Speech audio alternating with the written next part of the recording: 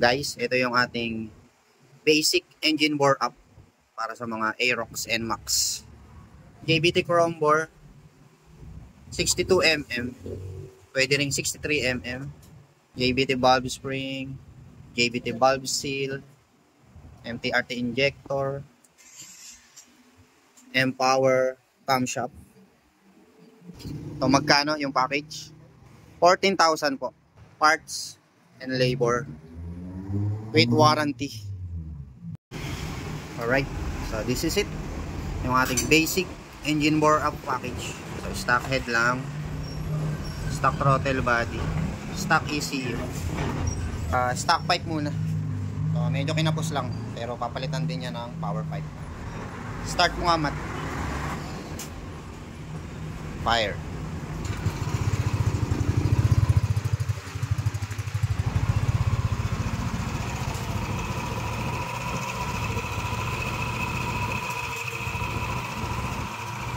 Alright, basic engine bore up package, price start at 14,000. Yan, Aerox NMAX.